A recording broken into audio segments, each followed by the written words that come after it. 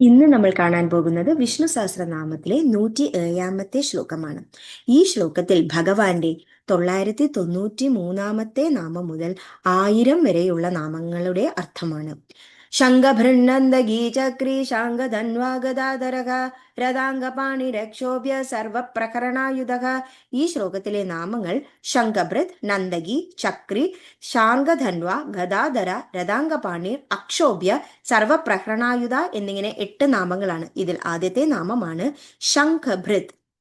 നമ്മുടെ ഭഗവാന്റെ ആ ഒരു ദിവ്യമായ ശംഖിന് പാഞ്ചജന്യം എന്ന നാമമാണ്. പാഞ്ച് എന്നാൽ 5.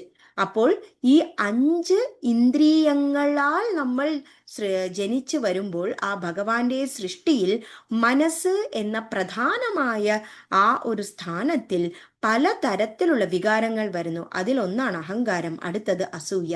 അപ്പോൾ ഈ ശാസ്ത്രങ്ങളൊക്കെ ഈ ശംഖ് ആ ഭഗവാന്റെ ദിവ്യമായ കൈ കൊണ്ട് നമ്മുടെ മനസ്സിൽ ഉണ്ടാകുന്ന ഈ വിധ വികാരങ്ങളായ അസൂയ, അഹങ്കാരം, കുശുമ്പ് എന്നിങ്ങനെയുള്ളതിനെയൊക്കെ മാറ്റുവാൻ അഹങ്കാര തത്വത്തിലൂടെ സഹായിക്കുന്നതിനാൽ ഭഗവാന് ശംഖഭൃത് എന്ന നാമധേയം. അടുത്ത നാമധേയം നന്ദകി എന്നാണ്. അതായത് ഭഗവാന്റെ കയ്യിലുള്ള വാളിന് നന്ദക എന്ന നാമധേയം. അതായത് ഭഗവാൻ അതിങ്ങനെ പിടിച്ചു നിന്ന് ആ ഒരു വാള് കൊണ്ട് തന്നെ നമ്മുടെ മനസ്സിൽ ഏറ്റവും വലിയ പരമമായ സന്തോഷം, ഒരുപാട് വർഷമായാലും കാലമായാലും ജീവിതകാലം മൊത്തം ആ സന്തോഷം നിലനിൽക്കുന്ന തരത്തിലുള്ള അനുഗ്രഹം തരുന്നു.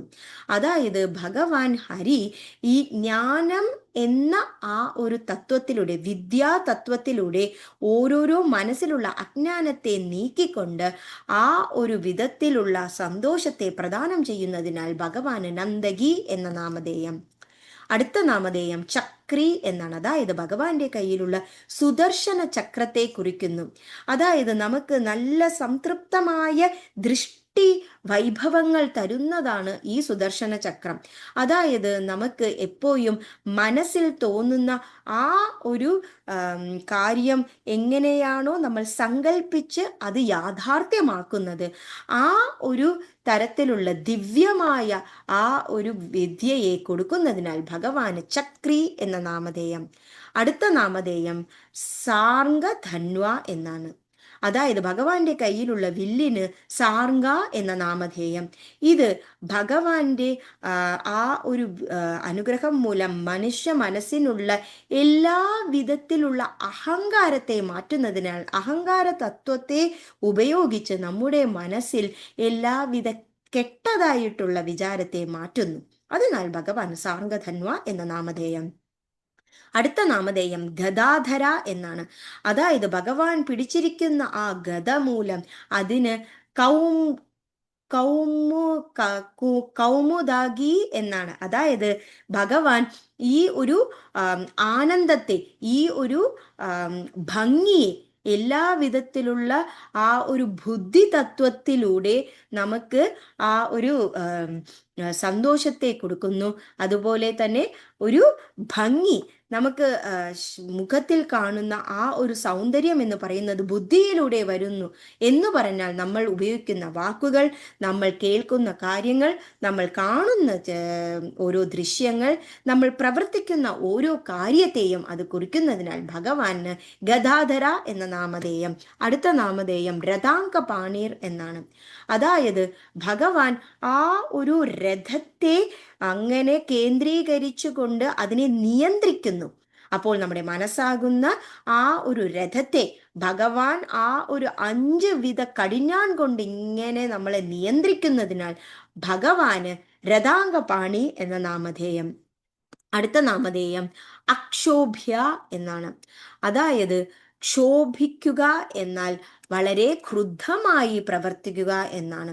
അപ്പോൾ ഭഗവാൻ ഓരോരുത്തരുടെയും ക്രോധത്തെ മാറ്റി അവിടെ മനസമാധാനവും സന്തോഷവും സ്നേഹവും കാരുണ്യവും പ്രദാനം ചെയ്യുന്നതിനാൽ ഭഗവാന് അക്ഷോഭ്യ എന്ന നാമധേയം. ഈ ശ്ലോകത്തിലെ 1000 എന്ന ആ നാമമാണ് സർവപ്രഹരണായുധ എന്ന്. അതായത് ഭഗവാനെ ഏറ്റവും കൂടുതൽ ആശ്ചര്യത്തോടെ നോക്കുന്നത് ഭക്തന്മാർ മാത്രമല്ല, ശത്രുക്കൾ പോലും ഭഗവാനെ ആശ്ചര്യത്തോടെ നോക്കുന്നു. അതായത് ഒരു വിധത്തിലുള്ള ഒരു യുദ്ധത്തിലും ഭഗവാനെ തോൽപ്പിക്കുവാൻ ആർക്കും സാധ്യമല്ല. ആ ഒരു ഭഗവാന്റെ കയ്യിലുള്ള ആയുധങ്ങളെ എതിരേൽക്കാൻ ഒരു തരത്തിലുള്ള ശക്തിക്കും സാധ്യമല്ലാത്തതിനാൽ ഭഗവാന് സർവപ്രഹരണായുധ എന്ന നാമധേയം. അപ്പോൾ ഈ ശ്ലോകത്തിൽ നമ്മൾ കണ്ട നാമങ്ങൾ സംഘഭൃത്, നന്ദകി, ചക്രി, ശാങ്കധന്വ, ഗദാധര, രഥാംഗപാണി, അക്ഷോഭ്യ, സർവപ്രഹരണായുധ എന്നിങ്ങനെ 8 നാമങ്ങളാണ്. ശംഖഭിർനന്ദകീ ചക്രീ ശാങ്കധന്വാ ഗദാധരക രഥാംഗപാണി രക്ഷോഭ്യ സർവപ്രഹരണായുധക. ശ്രീകരേ നമഃ, ശ്രീകരേ നമഃ. ഗോപികാ ജീവനസ്മരണം ഗോവിന്ദ ഗോവിന്ദ. Thank U.